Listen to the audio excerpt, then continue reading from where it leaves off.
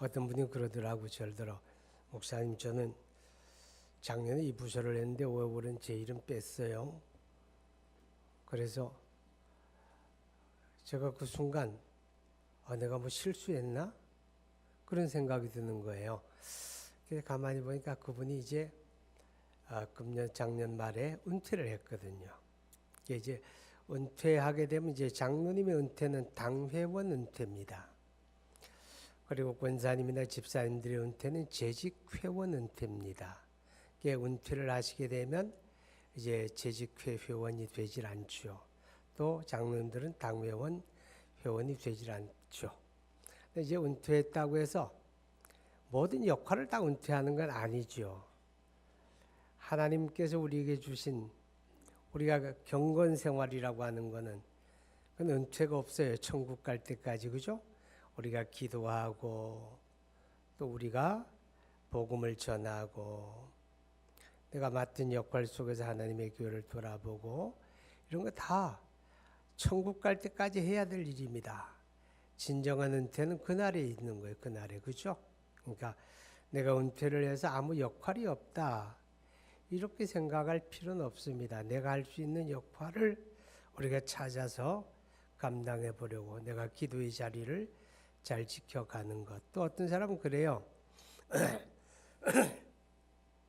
기도하려고 하니까 기도할 힘이 없다고 그래요. 뭐 옆 사람은 막 소리를 내서 기도한 자기는 기분이 없어가지고 뭐라고 할 말이 없대요. 여러분, 기도는 말이에요. 소리를 내서 하는 것도 기도지만 기도 자리에 앉아 있는 것도 기도입니다. 그 자리에 앉아 있는 게 기도예요. 아시겠죠? 그러니까 그 자리에 앉아만 계셔도 그게 기도다. 그렇게 이해를 해 주시면 좋겠고요. 그리고 교회에는 이제 흔히 가계도라고 하는 걸 이야기할 때는 제일 위에 뭐 할아버지 할머니, 그 밑에 아들 1, 2, 3, 딸 1, 2, 3 이렇게 이제 또 밑에 뭐 손주, 손녀 이렇게 내려가잖아요. 그죠? 직장의 조직도를 보아도 되게다 뭐 회장 누구, 밑에 뭐 이렇게 뭐 전무, 이사 뭐 이렇게 쭉 내려가죠. 근데 교회는 거꾸로라는 거 아세요? 교회는 제일 위에가 뭐냐? 공동회입니다. 공동회. 공동의회냐, 공동회냐.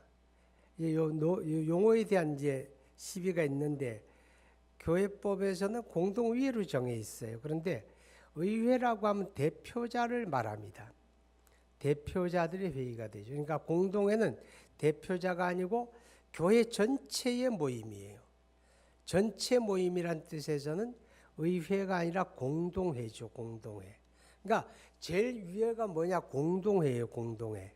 공동회에서 재직회가 나오고 당회가 나오는 거예요.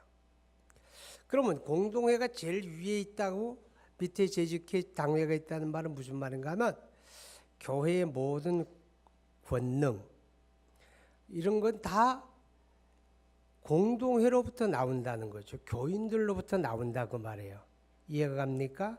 교인들로부터 다 나오는 거예요. 그러면 내게 주어진 직분이나 역할은 뭐냐? 지배하고 군림하는 역할이 아니라 섬기고 받드는 역할입니다. 이해가 가면 끄덕끄덕, 아멘 하면서 끄덕끄덕 하면 더 좋고. 그러니까 장로님이 되었던 권사님이 되었던 집사님이 되었던 이 직분은 내가 누구 위에 군림하는 직분이 아니에요. 섬기는 직분입니다. 제일 위에가 누구예요? 교인이에요. 교인. 교인들을 받들고 섬기는 역할이 교회의 모든 직분이다. 이렇게 이해를 하면 좋겠어요. 그 다음에 이제 우리 경로사역부장님이 이제 권사님에 맡으셨는데 경로사역부에서 질서가 좀 필요한데 3월부터 이제 경로구역 모임을 할 거예요. 그죠? 경로구역 모임을 할 때 음식도 만들어 주시고 또 뒷바라지도 해 주시고 이제 그런 구역장들도 있고 다 그렇잖아요. 이분들이 늘 고마워요. 예. 그런데 감사한 거는 이분들이 다 자원해서 음식 만들어 주고 그러는 거죠. 그런데 음식을 만들고 음식을 사서 대접하고 할 때 음식값을 그날에 들어가는 비용을 누가 청구하느냐 그 말이죠. 그건 경로사역부장을 통해서만 청구가 됩니다. 그러니까 재직회 부서장이라는 말은 그 부서장들이 그 부서를 대표해서 그 부서에 관계된 비용을 재정부에 청구하는 사람이다. 그렇게 이해를 하시면 돼요. 그러니까 누구든지 내가 돈을 썼으니 재정부에 가서 청구서 써서 돈을 주시오. 이게 안 됩니다. 해당 부서장의 청구서 서명에 의해서 재정부에서는 지출이 된다는 거 꼭 기억하시고 이런 질서를 흔들지 않았으면 좋겠습니다. 자, 제가 오늘 여러분에게 말씀드린 이 내용은 지난 1월 4일 날 우리 교회 신년 시무식 때 제가 간단하게 말씀을 강론했던 그런 내용입니다. 포도원에 대한 비유가 나오죠. 포도원에 무화과나무를 심었다. 그런데 열매가 있다 없다? 열매가 없다. 주인이 분노했다 안 했다? 분노했다. 분노해서 그 입에 나가는 말은 뭐예요? 파고 거름줘라? 잘라버려라? 뭐예요? 둘 중에 잘라버려라. 그랬죠? 자, 이 포도원이라고 하는 것은 하나님의 교회를 가리키는 겁니다. 구약시대의 이스라엘을 하나님의 포도원으로 비유를 하죠. 이사야 5장 1절 이하로 13절에 보게 되면 하나님이 포도원을 만들고 최상급의 포도나무를 심고 잘 가꾸어 주어서 좋은 열매를 기대했는데 그 포도원에서 맺는 열매는 들포도, 먹을 수 없는 쓸모없는 포도를 맺었어. 그래서 이제 하나님의 진노가 임한다 그런 내용이에요. 그러니까 포도원이라고 하는 자체는 하나님의 교회를 항상 비유를 하고 있습니다. 그래서 아가서에 보면 포도원을 허는 작은 여우를 잡아라. 그런 말씀이 있잖아요. 4장에. 포도원은 하나님의 교회고 그 포도원을 허는 작은 여우는 사단의 조종을 받는 세력들이죠. 그죠? 과거에도 있고 지금도 있고 앞으로도 있을 거예요. 그 포도원에다가 무화과나무를 심었어요. 포도원은 포도나무만 있어야 하는데 아니 생뚱맞게 왜 포도원에다 무화과나무 한 그루를 왜 심느냐 그 말이죠. 이 심는 것은 누구 뜻대로 심은 거예요? 주인의 의도대로 주인이 거기다 무화과 한 그루 심어라 그래 심은 거예요. 왜 심었을까요? 한 가지밖에 몰라요. 뭐예요? 열매를 얻기 위해서. 무화과 열매를 얻기 위해서 주인이 의도를 가지고 거기다 심었다. 그런 뜻이죠. 자, 포도원이라고 하는 하나님의 교회 안에 심겨진 우리는 그 무화과 나무 을씨다. 아멘. 모든 부서장들이 다 무화과 나무고 여러분 모두가 이 화평이라고 하는 하나님의 포도원에 심겨진 무화과 나무예요. 자, 주인이 포도원에 무화과 나무를 심는 목적은 하나밖에 없어요. 그죠? 열매죠, 열매. 무슨 무화과 나무 가지고 무슨 정자나무 만들려고 하는 것도 아니고 그거 키워가지고 무슨 제목 만들려고 하는 것도 아니에요. 무화과 나무는 열매 외에는 다른 것 쓸 수가 없지요. 그럼 열매를 위해서 심었다. 이제 그런 뜻이 되어지는 것입니다. 우리는 거룩한 열매를 맺어야죠. 나무의 가치는 열매에 달려 있는 거예요. 그죠? 그래서 마태복음 7장에 보게 되면 열매로 그 나무를 안다 그랬잖아요. 나는 좋은 나무예요. 나는 잘난 나무예요. 나는 훌륭해요. 아무리 그렇게 선전하고 말할지라도 하나님은 한 가지만 봐요. 뭘 볼까요? 열매 보는 거죠.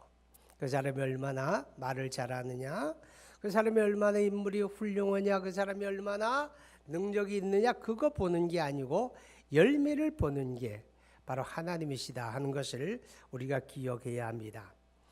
자, 열매가 있고 없는 것의 차이는요, 우리 행복과 불행을 판가름하게 됩니다.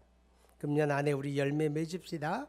열매가 있는 것이 행복이고 없는 게 불행이에요. 왜냐하면 요한복음 15장 2절을 보게 되면 포도나무 비유를 말씀하지요.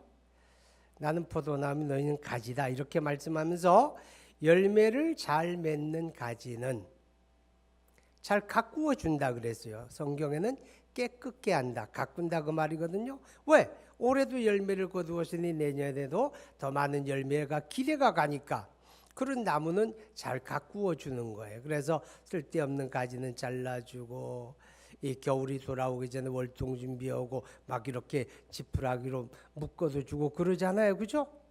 벌레도 잡아줄 거고. 근데 열매 없는 가지는 잘라버린다 그러죠. 열매 없는 가지는 잘라지게 되면 말라 죽고, 말라 죽은 가지는 가져다가 불태워버리는 수밖에 없잖아요.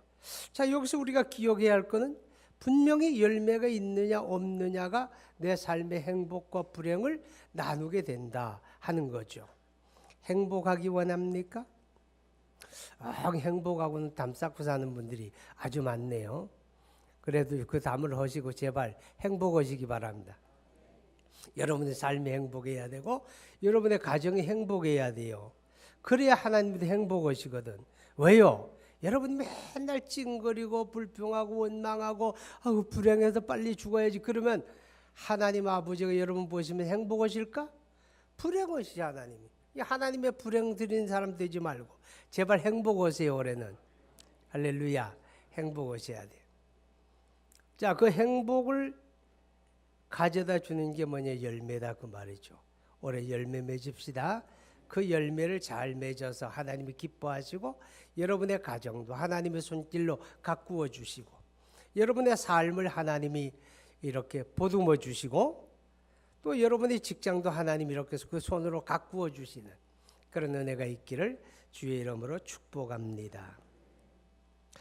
자, 오늘 성경에 보게 되면 그 무화과 나무에 대해서 이렇게 이야기합니다. 내가 3년이나 7절에 포도원지기에 이르되 내가 3년을 와서 이 무화과 나무에서 열매를 구하되 얻지 못하였으니 찍어버리라. 어찌 땅만 버리겠느냐. 3년이나 그런 단어가 나와요.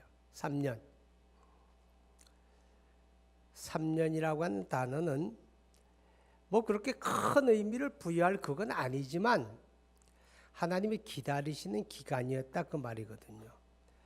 우리를 그리스도 안에 구원하시고 하나님은 우리들이 거룩한 열매를 맺어 하나님의 기쁨 얻기를 원하는데 하나님이 이렇게 기다리고 계셨다 그 말이에요.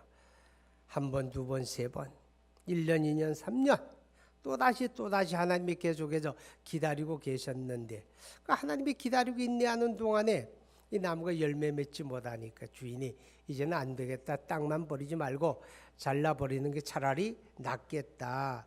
예, 그렇게 말씀을 합니다. 여러분, 열매라고 하는 단어는 그렇게 복잡하게 생각할 필요가 없어요. 내가 하는 일에서 선한 결과를 만들어내는 게 열매잖아요. 그죠? 예, 내가 맡은 일에서 선한 결과를 만들어내는 게 열매죠. 또 개인적인 신앙을 두고 말하게 되면 내 믿음이 성장하는 게 열매거든요. 그죠? 내 믿음이 작년보다 올해 조금씩 이렇게 성장해 가는 거 그게 열매죠. 또 우리 사명과 관계에서 보게 되면 우리가 복음을 전하고 전도하는 것도 열매잖아요. 그죠? 올해 좀 그런 열매 많았으면 좋겠어요. 아직도 작년 11월 달에 등록하신 분들이 이달에 새 가족에 아직도 붙어 있더라고. 이거 부끄러운 거예요. 지금 벌써 두 번째 주인데. 그죠? 오늘 몇 명이 등록했느냐. 내가 와서요. 어제 다른 교회 갔었잖아요. 그 교회 이제 담임 목사 위임 투표하는 일이 있어가지고 가서 그 주재하고 와서 첫 번 물은 게 오늘 새 가족 있었냐고 물어봤어요. 근데 담임 목사님 나만 그렇게 관심이 갈까요? 아닐 것 같아. 누구도.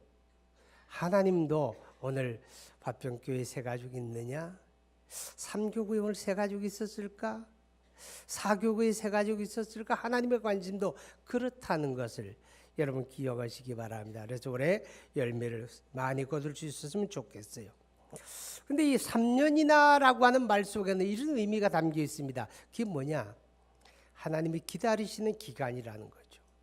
하나님이 기다리시는 기간에 바꿀 거 바꾸고 열매 맺을 거 열매 맺어야 한다고 말이죠. 그때가 지나가게 되면 기회가 없는 거예요. 여러분 고린도후서 6장에 보게 되면 보라 지금은 은혜 받을 만한데 지금은 구원의 날이라 그랬거든요. 지금 우리에게 이 시기가 하나님이 지금 기다려 주시는 기간이거든요. 지금 은혜 때거든요. 지금 우리가 구원받을 때거든요. 이 하나님이 기다려주시는 이 은혜의 기회를 우리가 놓쳐버리게 되면 다시 기회가 없을 수 있는 거예요. 그러니까 이 하나님이 참고 기다리시고 우리가 다시 한 번의 기회를 주는 그것이 바로 2000금년 새해다 그 말이죠. 금년 새해, 그죠? 금년 새해가 바로 그런 의미죠. 그러니까 올해는 반드시 내가 하는 일이 열매를 맺어야 되겠다. 이런 다짐, 그런 결단이 저와 여러분에게 있었으면 좋겠습니다. 그리고 말하기를 찍어버리라 그러죠. 찍어버리라. 매우 단호하죠. 그죠? 찍어버려라. 땅만 버린다. 나무가 열매를 맺지 않으면 가치를 상실하는 거예요. 우리의 가치. 내가 얼마나 돈을 많이 가졌느냐, 내가 얼마나 학벌이 높으냐, 뭐 이런 게 나의 가치가 아니에요. 하나님 앞에 나의 가치는 나의 삶 속에 어떤 열매가 있느냐. 그래서 그리스도의 향기를 바라고 그래서 하나님의 영광을 나타내는 삶을 사느냐. 거기에 달렸다는 것을 우리가 기억을 해야 됩니다. 자, 그런데 농부가 그때 이야기하죠. 그죠?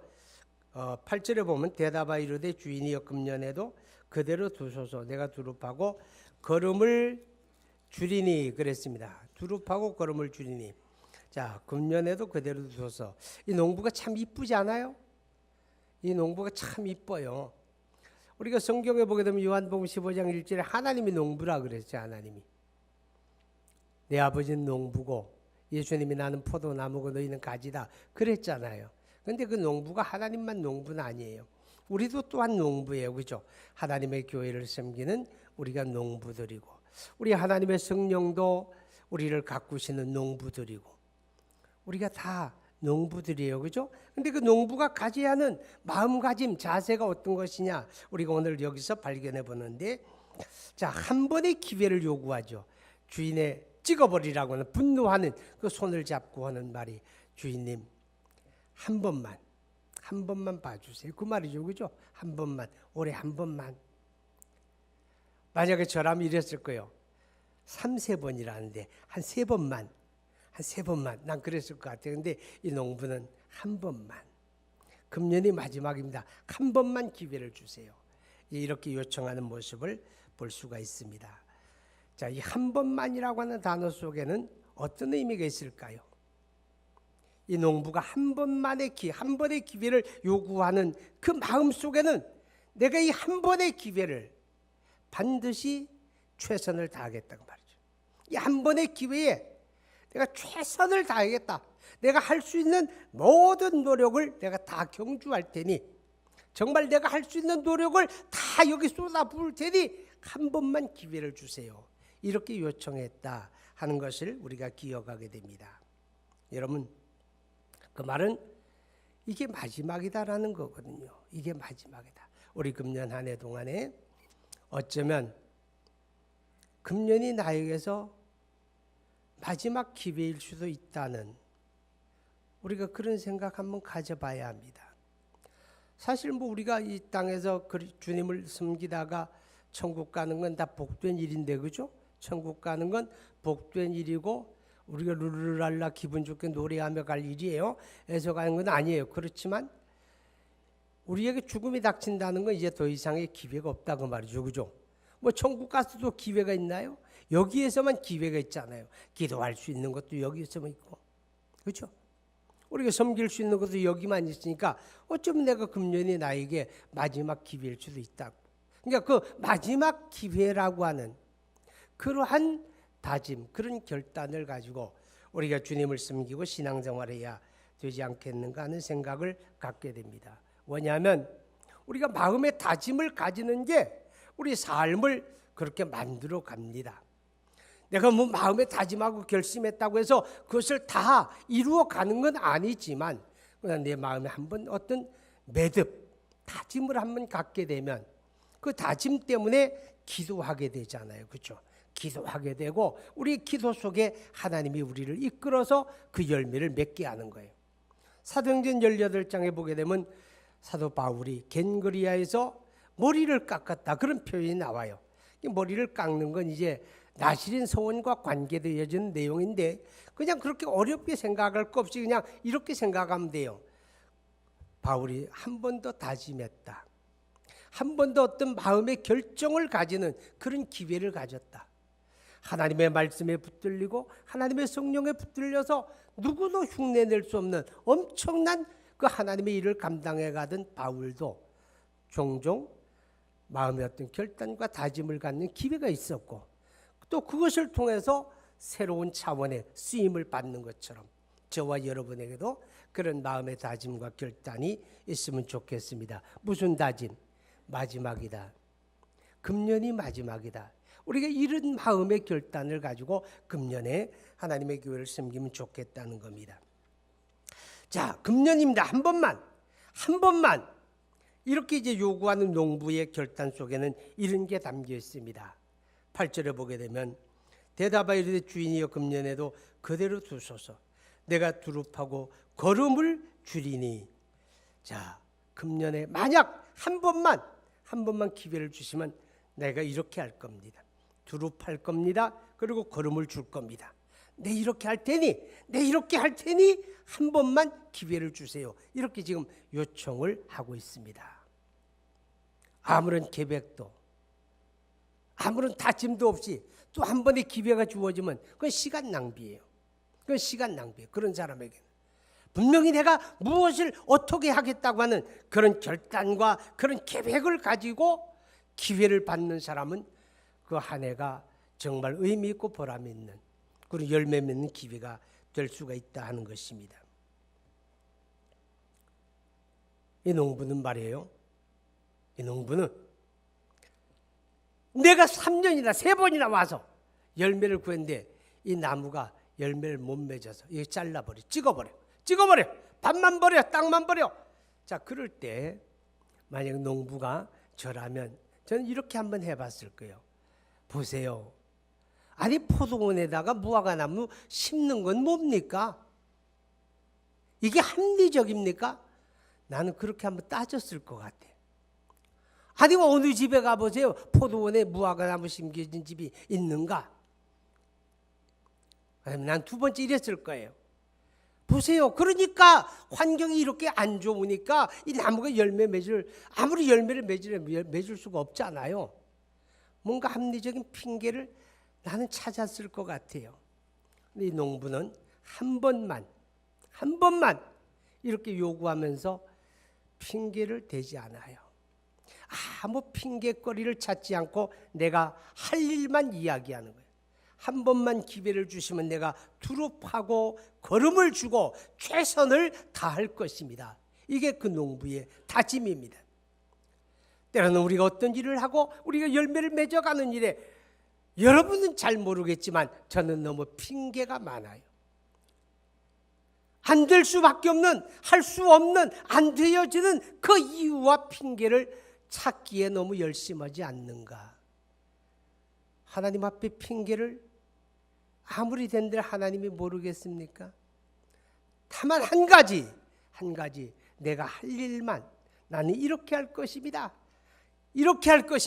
오늘 우리에게 필요한 건 그거밖에 없습니다. 근데 여기서 내가 두릅하고 그런 말이 나오죠. 판다는 거 거름을 주기 위한 겁니다. 나무를 가꾸는 방법 가운데 하나가 이제 나무 주변을 파잖아요. 그죠? 과수원에 가게 되면 이제 가을 열매를 다 거둔 다음에 그 다음에 주변을 이렇게 둥그렇게 파요. 그리고 거기다 거름을 수북하게 담아 놓죠. 그래야 나무가 잘 자라고 또 열매를 풍성하게 맺으니 그런 거예요. 여러분, 판다는 게 뭡니까? 하나님 앞에 우리가 기도하는 시간은 나를 파헤치는 시간입니다. 나를 파헤치는 그 시간이 하나님 앞에 무릎 꿇고 기도하는 시간이, 더 많은 것을 이야기하지 않을지라도 내 안에 열매 맺지 못하게 하는 그 수많은 불신과 부정적인 것들, 내 안에 걸림돌이 되어지는 때로는 길바닥 같은 마음들, 때로는 수많은 잡초, 가시넝쿨 같은 것들이 내 안에 있잖아요. 내 마음에 깔려있는 돌멩이들, 죄된 것들, 악한 것들, 부정적인 것들, 불신, 내 안에 버려야 될 거, 파헤쳐야 될 거, 하나님 앞에 파헤치는 시간, 그 파헤치는 시간이 기도의 시간입니다.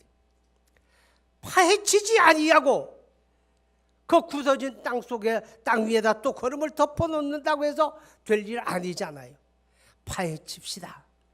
하나님 앞에 파헤치는 작업이 필요한 거예요. 그게 바로 기도 시간입니다. 수만 가지를 구하기 전에 나를 파헤치는 것이 우선 되어져야만 돼요. 파헤치세요. 열매 맺지 못하게 하는, 나의 성장을 가로막는, 하나님 앞에 순종하지 못하게 하는 그런 것들이 내 안에 있기 때문에 우리가 기도의 자리에 무릎을 꿇고 나를 충분히 파헤치는 작업이 우리가 해야 할 일입니다. 그리고 걸음을 줄이니 그랬습니다.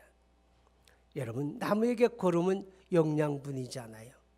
예수 믿고 구원받은 하나님의 사람들, 그 영적인 성장과 거룩한 열매 맺음을 위해서 우리에게 필요한 걸음이 뭐예요? 하나님의 말씀의 공급이잖아요. 그죠? 우리가 하나님의 말씀을 읽는 것도 말씀에 공급받는 시간입니다. 금년에 여러 가지 다짐하는 내용들이 기도 제목으로 올라왔는데 그 가운데 상당히 많은 분들이 성경을 읽겠다고 하는 그런 다짐을 가지더라고요. 정말 감사하죠.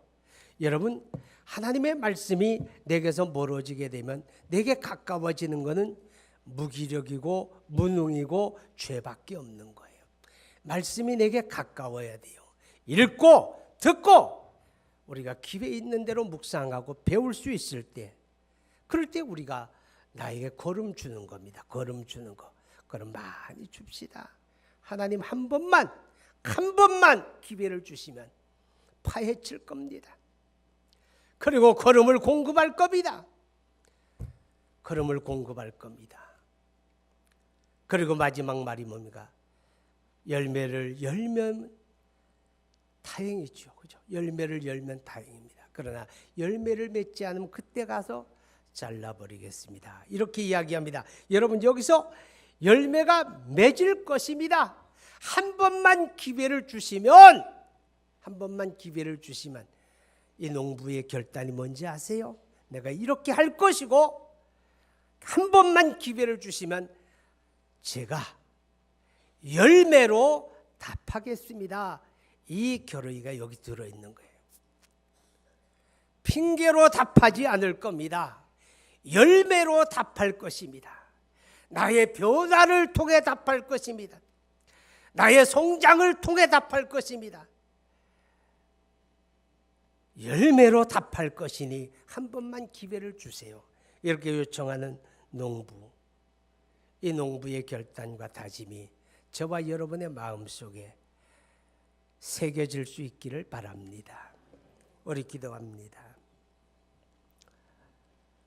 필요한 건 두루 파는 것입니다. 걸음을 주는 것입니다. 우리가 해야 할 일이 그겁니다. 그러면 열매는 맺게 돼 있습니다.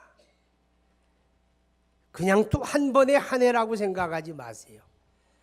금년에 어떤 일이 내게 벌어질는지 아무도 모릅니다. 금년이 내게 마지막입니다.